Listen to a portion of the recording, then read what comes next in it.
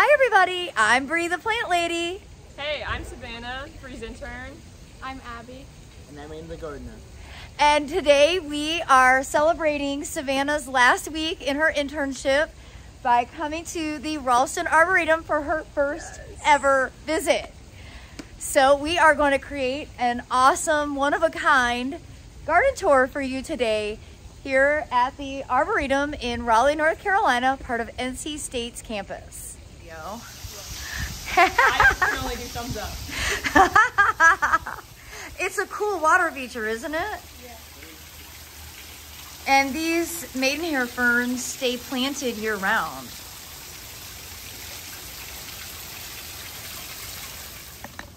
Okay, so we're about to enter Asian Valley, and you're gonna recognize a lot of plants because a lot of my plants in the garden started as cuttings from here. No way. So this is where I used to come and gather material when I was working in the nursery industry. I would come literally with a cooler, and Tim and I would walk around and I would get cuttings of everything, propagate it, and that's actually where 90% of the plants in my garden came from here. So as we walk around, hopefully you'll recognize things. And I just want to take a note. I love the new entrance to Asian Valley. This is all new as of this year. Look at Savannah. She's really getting into it. You see how huge the bananas are. Oh, these are probably Musa Bajou. The great thing here is everything is labeled. There's a label somewhere for every single plant. So I don't actually have this variety of banana. I have Musa velutina. What's that say? Yeah, you got it right. Musa Bajou. Textile banana. This is the hardiest banana, and it does set fruit. They're not the kind of bananas that we're used to eating, because those are triploid bananas, meaning they only have 3 chromosomes, so they don't set seed. Whereas these, I don't know if this is a tetraploid, but it's got an even number of chromosomes, so when they fruit, they have a giant seed inside of them. So it's really exciting that it's like Lycoris season. Sometimes they call these naked ladies or naked lilies, and that's because they bloom without any foliage. So they flower first, and then over the late summer into fall is when their foliage emerges out of the ground. And this is Lycoris incarnata. See, labels make all the difference in the world. And so this is a white variety. It's so pretty. Progress, are we?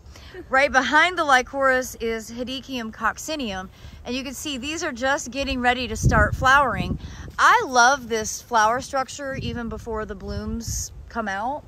These are super, super fragrant. So this is called the ginger lily, and I have quite a bit of this planted at my house. Yeah. And the nice thing is it's very tropical, but it's totally hardy, and it'll also grow in part shade. So we have this under the live oak where we did all that pruning that one day.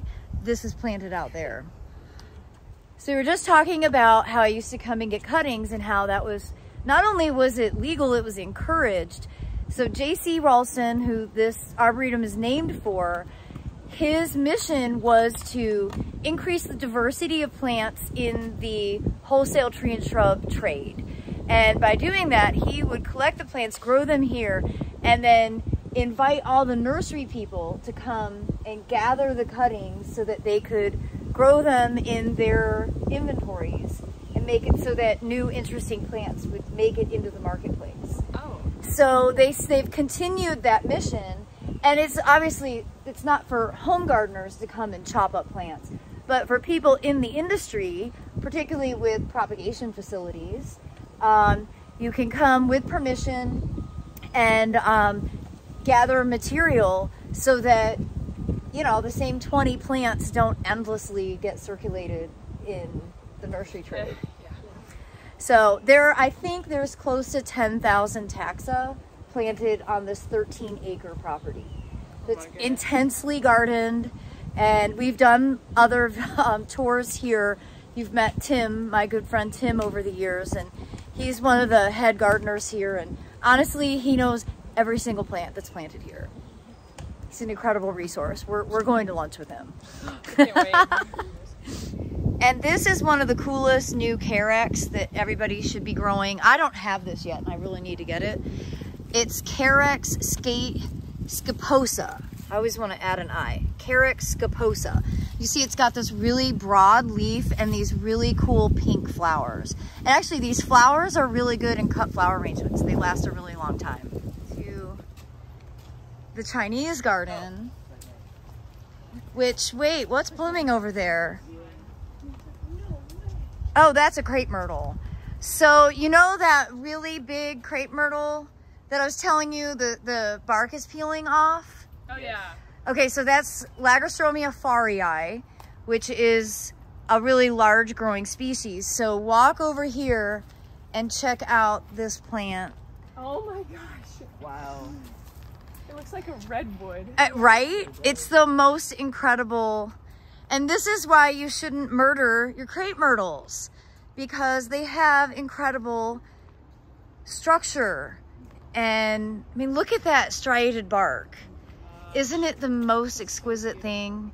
So my plant is actually a cutting from this. No way. Yes. A genetic replica.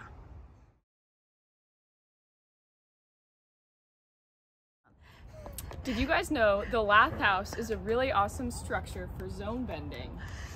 So that means you can grow marginally hardy plants here, and because of the lath, it doesn't get as cold and frost doesn't settle. So you can grow things that might not ordinarily survive literally 15 feet away. It's really, really remarkable. So this is one of my favorite places, especially in the winter, because so much of what's in here is winter active, meaning blooming in the middle of winter. But there's always something cool. Like this is one of my favorite Daphnes. And the reason it does so well is because you see it's a raised bed, so they can control the drainage, because Daphnes are notorious for getting root rot.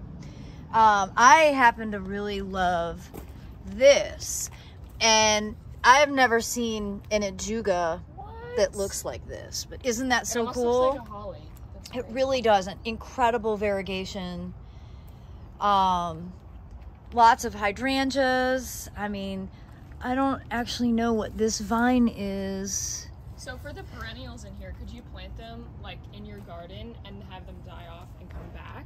If you didn't have a Lath House? Yes. And you know, one of the key things with the Arboretum is they are testing plants. And though they take really good care of everything, if something is struggling, you know, the goal is to be a resource for educating people on plant diversity and you know, growing here in this specific part of the world. So it really is such an important resource. Oh my gosh, I have a thing for variegation. Look at this Tricertus. Wow. So this is called the toad lily, and it'll bloom in a couple of weeks. It's starting to set its buds, and the flowers really look a lot like orchids. They're really quite amazing. This is Imperial Banner. Look at this huge flowered begonia. Oh my gosh. Look at that. That's the biggest flower on a begonia I've ever seen. Me too. Holy cow. Okay, so there's its name. Really stupid name. Obviously this is probably patent pending.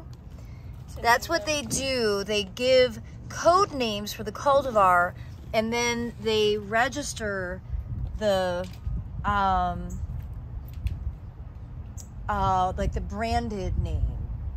So that's how they can protect the plant long-term under a patent and collect royalties.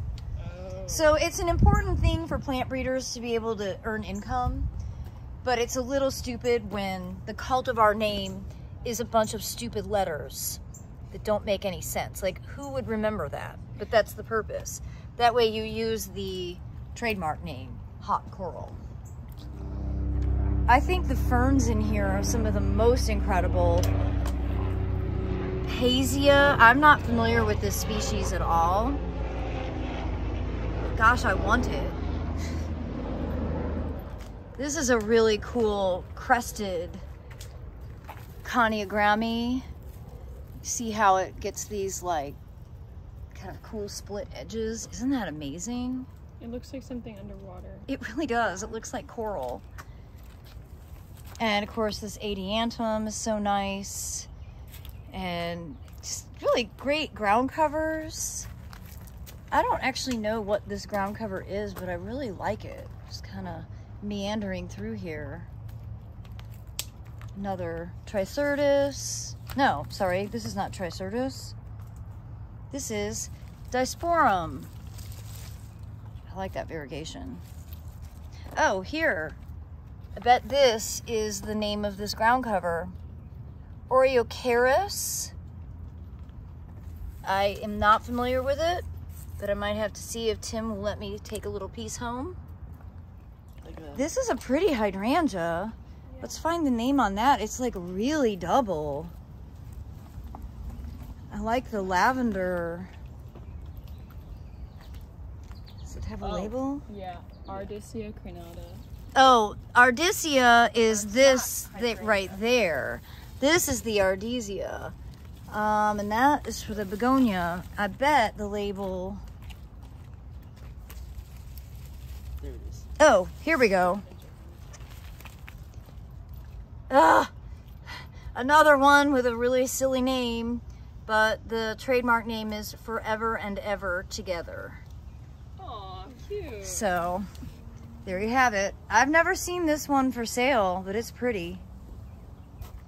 Okay, so here we've got another hydrangea, double digits, stargazer. So you see how this is what we call lace cap, but it's double. These flowers here are sterile, and these are the fertile flowers. So that other hydrangea doesn't really benefit pollinators at all because it only has sterile flowers. Whereas this one, not sure why I'm not seeing more pollinators today, maybe because it's been raining. All of this inside has nectar so that bees and butterflies and moths and all kinds of insects can actually benefit from it. So I always recommend to people look for lace cap hydrangeas so that it actually provides something for the animals, or not the animals, the insects that are visiting your yard. That's new. That is new. We're attracted to this stump with glass in it. Of course I am. Look at this Syningia. I think this is, no, yeah, it's not Iphian. I think this is a Syningia full bloom. That's really cool. Something related to Syningia. I like this Veronica. Of course, here's the grand lawn for events. That is really neat. They've done such a good job kind of renovating this whole section, and that is awesome. Wow, Aiden, I think we need to create one of these. Is that Tim? Say hi. Hello. Tell everybody who you are. I'm Tim Alderton, horticulturist here at the Raulston Arboretum. We love Tim. Look at all the pollinators on the Agastache. Do you see that? Oh my god, that's a lot. Isn't that incredible? It's a whole bee colony. It is a bee colony. And over here actually is a bee hotel. See it? Oh, I really want to build one of these. Aiden, now that you're getting into woodworking, we need to build something like this. Okay. It doesn't have to be this complicated, but I just think it is the coolest thing.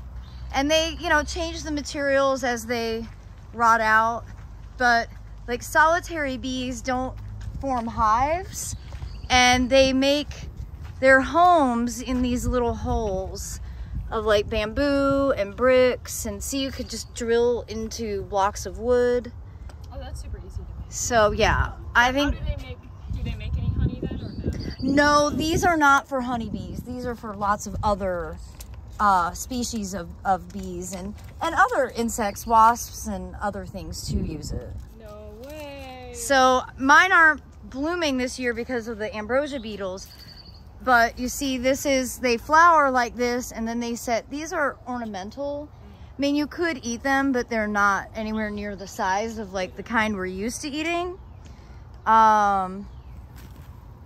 Hopefully mine will do well. This is one called State Fair that was actually selected here in Raleigh.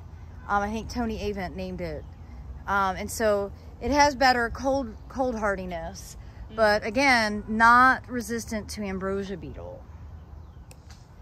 And I love, this is like the weeping walk. So you notice there's trees of weeping form all throughout. And look at that, Hydrangea Paniculata. That's Limelight, the original. Kind of changed the hydrangea market. Look at this Tilia. Yeah, this one's always nice. That is I awesome. remember its name and I can't see its label right now. Boy, is that where the fragrance is Yes, coming that's the from? fragrance. Oh, that's awesome. Okay, this is Tilia Henriana. Boy, how do I not have this, Tim? I don't know. Oh, also, there's a ground cover that I want to ask you for a piece of. Where's it at? It's in the Lath House. Where at? Hang on. first bed right I'm gonna show you the name of it on because I took a video Is of it it. an E? So we're out here in the far reaches. You can hear the highway that's getting expanded. You can see that we've got weather. But I wanted to go through the Monocot Garden. Also, these hibiscus look incredible. And look at all the eucomis in flower. These are the pineapple lilies.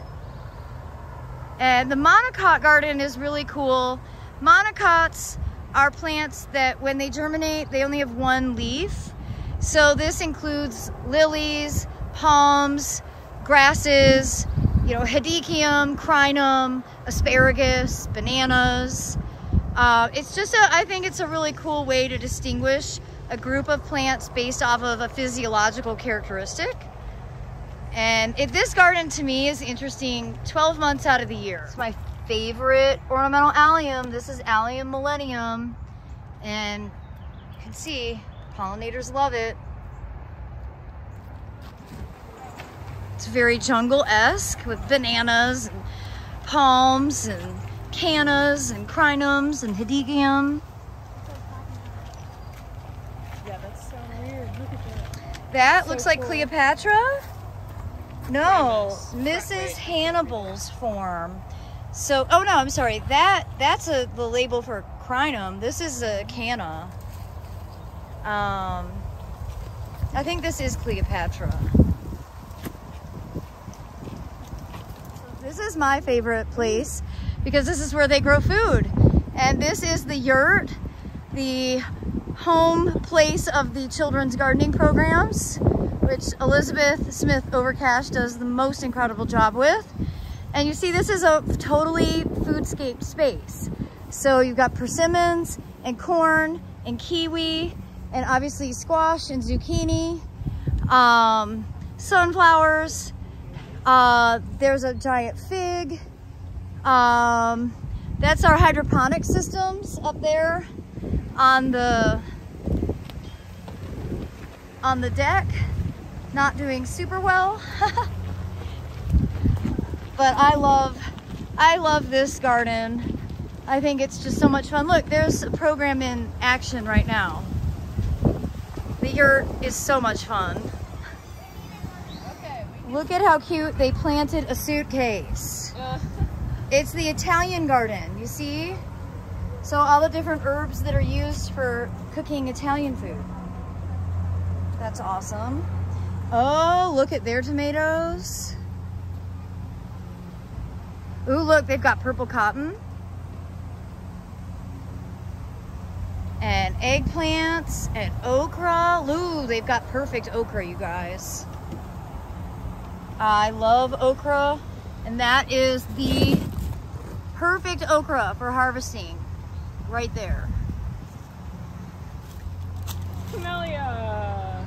Tea plants. Not camellia. What? They are camellia, Camellia sinensis. So all tea that's caffeinated, at least, comes from the top two leaves and a bud off of this plant, Camellia sinensis. And this is a variety from Camellia Forest where I used to work. Christine's Choice, that is Christine Parks. So, yep. See, they're growing really well. Camellia sinensis in this climate does better in like more shade than sun. So it's a great plant to be able to put like along an edge of a woodland, and you harvest when it's growing tender new growth. So primarily in the spring and then again a little bit in the fall. And I see one shiny seed, or actually more than one. So here are the seed pods of the tea plant. That's so cool. So Abby's just giving everybody some scale for this giant hackberry. This is the upright form. Wait till we show you the weeping form that I propagated and have growing in that giant pot by the front porch. So now we're walking down the perennial border, and this is actually kind of why I'm afraid of perennials. I'll just confess, like, maintaining this is significant and perhaps beyond my reasonable scope of devotion. What I like about annuals is that you can cut them down and they disappear. And the perennials just get bigger every year. And this has been in, I think, more than 30 years now. And, you know, it's always interesting. There's so many cool plants in here. But it's one of those things that I come here to enjoy, and I'm not going to try and replicate this at my house because I have to recognize what I can reasonably manage. And I can't manage these plants. Plants here that they have, but the perennial plants are so cool. I love the diversity of this. And I just have to say, I love these Lycoris so much. I love that they're blooming right now. And I like this area a lot with the different phlox. And then of course, when the chrysanthemums start blooming in late fall, it's really pretty.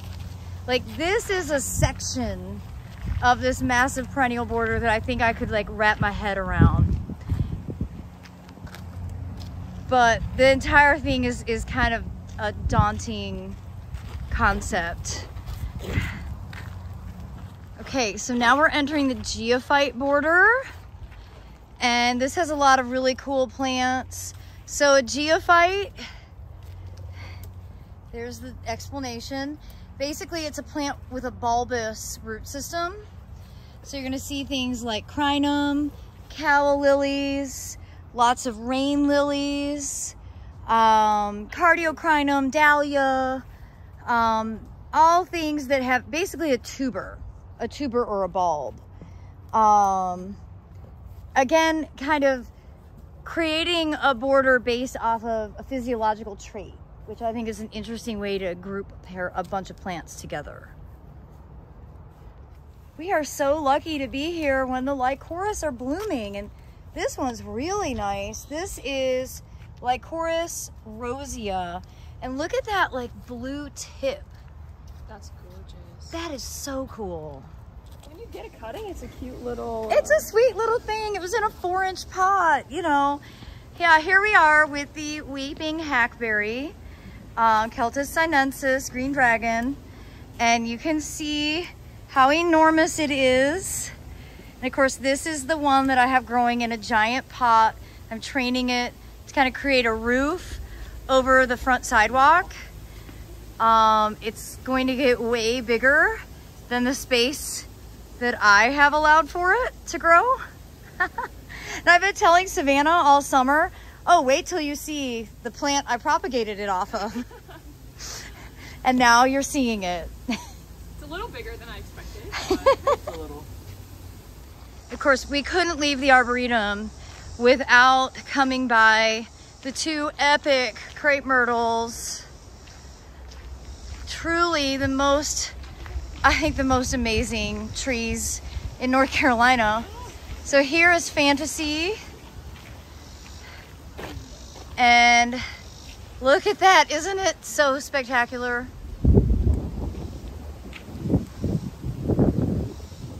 Well, everybody, I hope you've enjoyed our tour of the Raulston Arboretum today. We've got thunder in the distance. And we're still trying to get to the Dorothea Dix sunflower display. So we're gonna cram in one more stop and hopefully not get rained out. Yeah. And if you ever have the opportunity to visit Raleigh, this is a must visit garden. It's free, open to the public, a true marvel. What do you think your first time visiting? Oh my gosh. I think I saw like 15%, but it was amazing. It's so big. And now you can bring your whole family. We're definitely coming. Family field trip. This is a garden that everyone should come to as often as possible. It's always interesting, isn't it? Yeah. Like we've been here. Something different every day. Yeah, in the middle of January, and it's still like the most incredible thing you'll ever see. So, well, y'all, thanks so much for watching, and happy gardening.